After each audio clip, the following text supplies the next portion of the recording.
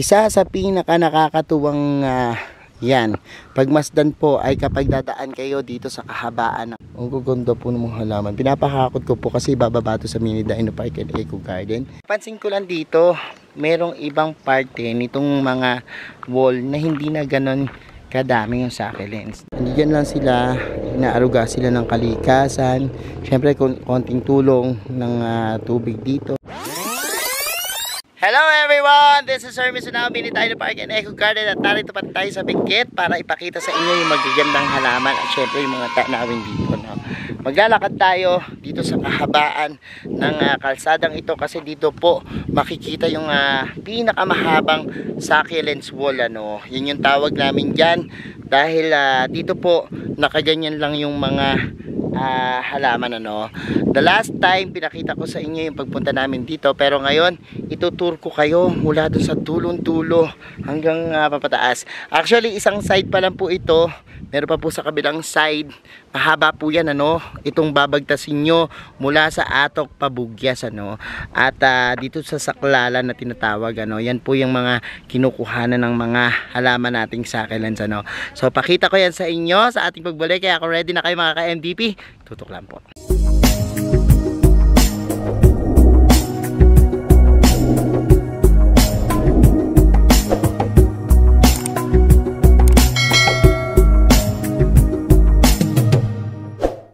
And we're back mga ka-MDP, at nandito nga tayo sa pinamahabang succulents wall, ano, dito sa Benguet, kung saan nandito yung mga iba't ibang klaseng succulents. Ano. Papakita ko po yan sa inyo sa pagbagtas natin dito ng malapitan. At kanina po nag-live kami sa ating Facebook page, Hermes Sunaho Plants, at ang dami po sa ating nag-mine itong magagandang halaman. Ano. Pakita ko rin po yung updates niyan, kaya samahan nyo ako, tara. Isa sa pinaka nakakatuwang pagmasdan po ay kapag dadaan kayo dito sa kahabaan ng kalsadang ito sa may Saklalan. Yan.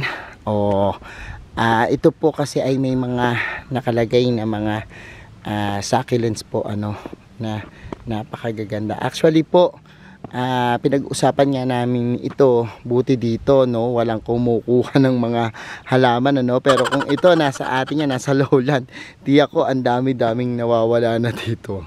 Pero dito po daan-daanan lang sila, and kapag dinadaanan po yung mga yan, nakikita lang sila dyan. So yan po, nasa tabi tayo ng mga bangin, and ayan, makikita niyo yung magagandang succulents, ano, na talagang buhay na buhay sila dito sa gitna ng araw. Ano.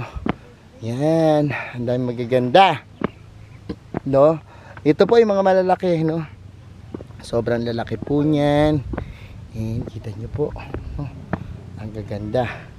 Medyo nakakapagod nga lang yung paglakad dito, no? Pero may enjoy nyo, promise, kapag halimbawa kayo nandito to, tapos titingnan nyo yung mga halaman, sobrang tapos meron din po mga maliliit. Ito ang gaganda nito, oh. Ayan, naghahakot na po sila, oh. Yan po ay dadalhin. Ito maganda. Yan yung mga ang gaganda po ng mga halaman. Pinapakakot ko po kasi bababa to sa Mini Dino Park and Eco Garden. Yan po kami. Papakahakot ko po yan. At yan, ganda, may mga rolly. Oh. Ganda po ng halaman. Pag nandito kayo, ma-appreciate nyo po talaga yung mga kagandahan nila. Ito, oh, sinaghanap na kakaibang ionium, oh. Oh, ganda. Ma'am Chesam yan, eh. So, dami magaganda. Ayan. So, ito po ating mga succulents. Napakaganda. Yan. Yan. Kapag napanood nyo po itong ating video, mag-message lang po kayo sa Hermes Sunaho Plants, ano, kung interesado kayo. Mag-uwi po tayo ng mga yan. Pwede po itong pang souvenir. Pwede po yung alam nyo na. Ay, ang ganda nitong isa na to, oh. Kunin ko to, oh. Ganito. Lagay mo nga dyan po. Saan na ba dyan to? Kukunin ko dito. Saan pa? Maganda. doon, nakita ko maganda. So, Hindi naman. ayan po, naghahakot sila.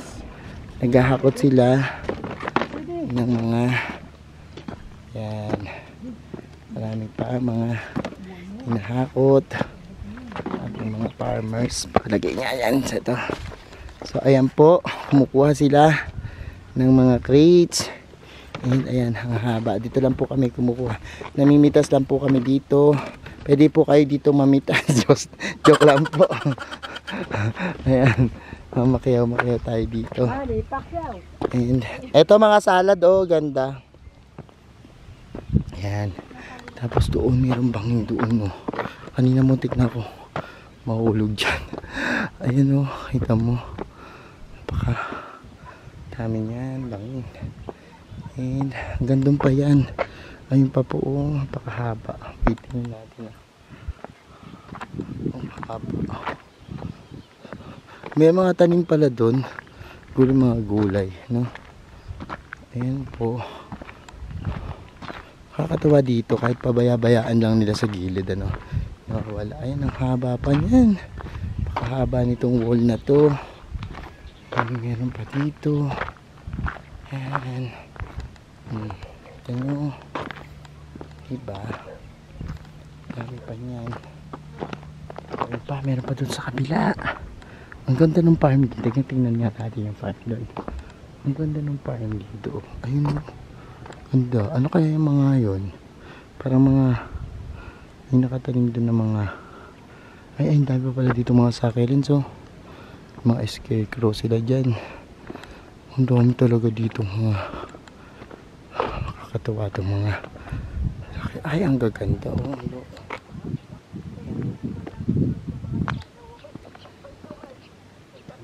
Ganda. Oo. Diba? Parang magaganda. Mga jade plant din dyan. So, ang haba po niyan. Nakakahingal nga lang maglakad dito. Pero, ang saya-saya naman. So, ayan, naglalakad tayo.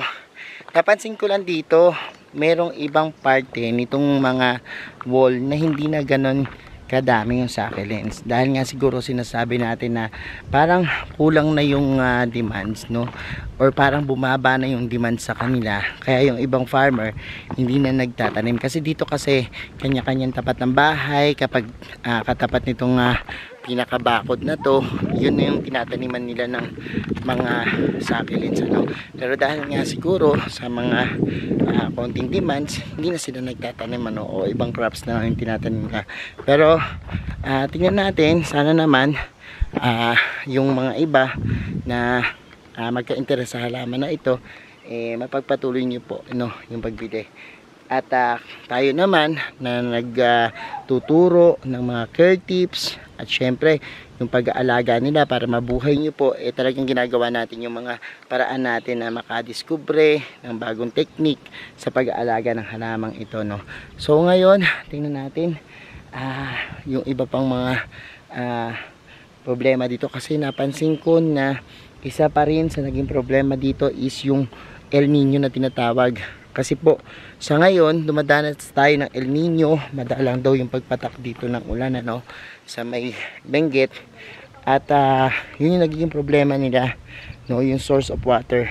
Medyo mataas. Ito po kasi yung mga water nila nanggagaling sa bundok, no. So, ayan, yung kanilang area dito, yun yung to be yun, 1 gram. So, konting dilig lang din sila dito sa bagay. Ito naman mga succulents, konting tubig. Kaya lang ang problema, kapag naman po walang tubig, mamamatay din po yan, ano. So, ayan po, ito yung area nila, pakita ko sa inyo. So, yung ibang farmers po dito, wala silang greenhouse, ano. Actually, yung greenhouse maganda sana, protection. Pero dito kahit po walang greenhouse, nabubuhay, ano, sa mga gilid ng mga bangin. So ayan po, kita nyo na dito mga gilid yan ng bangin, dami mga butterflies, ano. Nandiyan lang sila, inaaruga sila ng kalikasan. Syempre konting tulong ng tubig dito. And ayan, nagsisimula sila sa pagtutusok-tusok lang ng mga cuttings, ano. For example, this one, yung mga maliliit na yan, oh, ayan, from leaves lang yan, ano. Yung leaves po na nagkaroon ng sprout ng mga babies, yan, eventually pag nilagay dyan yung leaves, dyan na sila lalaki, no. Ganyan lang yung propagations nila dito. Tapos yung iba naman, cuttings, tusok-tusok. Kaya ayan, tulad nito mga to, mga tinusok-tusok lang yan. Tapos eventually after na matusok-tusok yan, dyan na yan lalaki, no. Papalakihin na yan ng ulan, araw. Ngayon nga madalang yung mga pagpatak ng ulan, kaya naman yung mga succulents dun sa pinakamahabang wall of succulents na tinatawag natin, medyo hindi existing, tsaka medyo patay na iba, no. At ayun nga, ayan, ito, magsisimula sila sa ganyan, tapos kapag medyo malaki na, ita-transfer sila, no, dun sa mga malaking seedling bags naman, para maging mother plants naman na mas lumaki, no. Grabe ang kulay po ng mga andito, look, tingnan nyo, sobrang gaganda, no. Talagang kaakit-akit. Ang ganda nitong isa na to, no, mulaklak siya. So marami pang magaganda dyan na mga halaman. And ayan, umikot lang tayo dito, balikan na natin sila doon. So ayan, kinakamada na po yung ating mga iuwi na mga halaman. Pabulakan, sinisipong ka po na. Sipon nga kapag bumababa ako sa ibang klema. Na ibang klema. Malamig sa sipon. So ayan mga ka-MD, pinapanood nyo na yung ating vlog for today. And abangan pa po yung ibang mangyayari dito sa ating Benguet journey, dito sa ating YouTube channel. Sa mga gusto ng ganitong usapan, plants and gardening, mag-subscribe na po kayo, no? Huwag niyong kalimutang i-hit yung notification bell para laging updated sa aming latest uploads. Pati po sa iba't iba nating social media accounts, sa ating TikTok, Instagram, Facebook pages. Search lang po Hermie Sunaho or Mini Dino Park and Eco Garden, makikita nyo na yan. Salamat na maraming mga ka-MD. And this is Hermie Sunaho, nagsasabi sa inyo ng happy planting. Bye bye.